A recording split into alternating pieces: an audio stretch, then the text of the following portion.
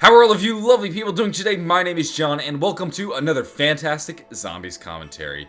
Today what I would like to do is talk about DLC 4 and whether or not Egypt will be the location of this upcoming DLC. There's been a lot of talk about it over the past couple days, and I'm going to look at the evidence and tell you guys what I think about it and whether or not we'll actually be seeing Egypt as a future Zombies map. Before I do that though, I want to quickly mention that there are less than 24 hours in my t-shirt sale.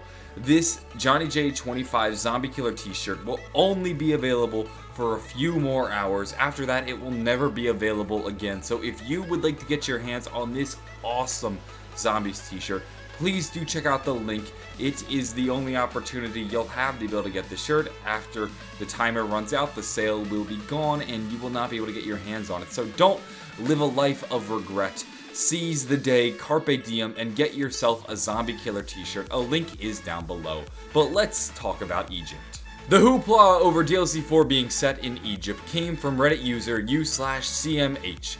He made a post discussing this theory of his, and it received over 370 upvotes. In fact, 94% of the people who looked or voted on this post agreed that more people needed to see this theory and gave it an upvote. So it's picked up a lot of steam and it's become pretty popular.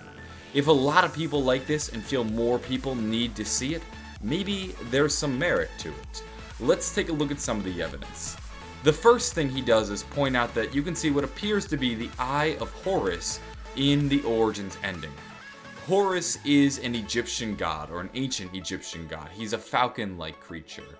His eye is sometimes seen in the form of an amulet. It looks like this, and it's believed to give you protection. It's a protective device. And there hasn't been a reference to the Eye of Horus at all in the Zombies storyline. This is supposedly the only mention of the Eye of Horus so far. And when you look at it, I'm not convinced it's the Eye of Horus. I was talking to my buddy Rad Austin 27 about this. We were both pretty skeptical about this theory of his, and when Rad saw the eye, he immediately picked up on the fact that it was not the Eye of Horus. It was instead a biplane. So I want to give a shout out to Reed.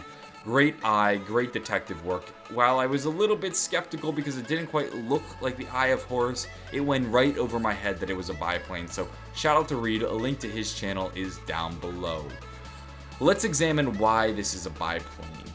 When you look at this room, much of the objects in this room are things that we saw in Zombies previously. It's a big culmination, a smorgasbord of Zombies memorabilia. And there appears to be what is the Eye of Horus, which is something we haven't seen in Zombies, which is kind of strange. One thing we have seen in Zombies is biplanes. They were featured pretty heavily in Origins. Things in Origins should also be located in this room as well, so it isn't too far-fetched to suggest that there would be biplanes in the room, maybe even hanging from the ceiling. Model biplanes.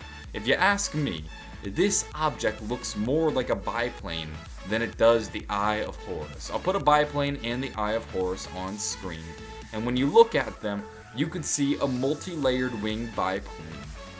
And it just doesn't quite have the same shape and the same flow as the Eye of Horus. The Eye of Horus is fairly curvy. There's a spiral to it. It has a point jutting straight down from the eye. While I could see the similarities and maybe with a blurry image at a distance, it does resemble the Eye of Horus. To me, it looks more like a biplane than it does the Eye of Horus. Rad also pointed out that you can see the strings hanging from the object hanging from the ceiling. This is obviously a model plane, a prop plane that was hung from the ceiling. Let's also look at the perspective of the camera. If it was the Eye of Horus just plastered on the wall, as the camera moves and rotates about the room, it shouldn't change. We should always see the Eye of Horus at the same perspective and the same, the shape shouldn't move that much. But as the camera turns, the object's perspective changes as well, and you can see different sides of the object.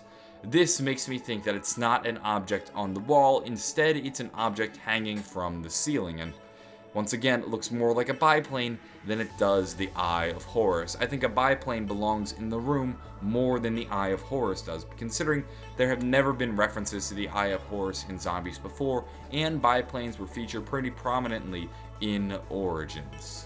Another bit of Egyptian evidence comes in the form of the Black Ops 3 teaser. When Treyarch first teased Black Ops 3, they had all these weird numbers and shapes on the screen, and what people quickly pointed out was that you can find the coordinates for the Great Pyramid of Giza in this trailer. This sparked a number of videos suggesting that the first Zombies map from Black Ops 3 would be set in Egypt. And while Shadows of Evil came along, and Morgue City is not Egypt, ladies and gentlemen, and that theory kind of died down. But it's been resurfacing again, and people are pointing at this and saying, look, we have the coordinates to the Great Pyramids, we're probably going to get a pyramid map. Here's the thing. This is more relevant to the campaign than it is Zombies. Sure, in this image you can find 115 and 935 in the Mark of the Beast, but the revolution within the campaign takes place in Egypt. Maybe that's why Treyarch included the coordinates to Egypt within this trailer. It seems to me like it's more the campaign than it actually is Zombies. So to me, it just doesn't seem like evidence that there will be a Zombies map in Egypt. The Eye of Horus, to me, is not the Eye of Horus. I don't find these coordinates to be particularly compelling. While it would definitely be cool to have a Zombies map set within the pyramids, I think it could be a great Varrock 2.0. It could be very dark, lit by torches.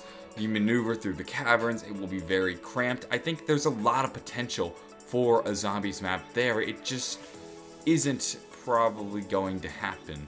Best bets right now suggest that DLC 4 will take place in a new realm known as the Infinite, and this may be where Samantha and Eddie are located within the house. It's hard to say for sure. We're going to have to wait and see. Treyarch is being very cryptic. They're not giving us many leads for DLC 4. They're leaving things up in the air. For right now, I think our best bet is to focus on Stalingrad and see what information we can dig up with that. With that, we're going to be wrapping up this commentary. I hope you enjoyed it and found it interesting. I want to once again mention that the t-shirt sale is going on for less than 24 hours. Don't regret not buying a Zombies Killer t-shirt. Some people have been getting them in the mail already, and they've said that they love their t-shirts. I love wearing mine. I think it's a very nice design, very high quality t-shirts, and they're just comfy to wear. So I'd recommend you get one. A link down below. They're only available for a limited time only. Get them today. I'm gonna go though. Have a wonderful day, and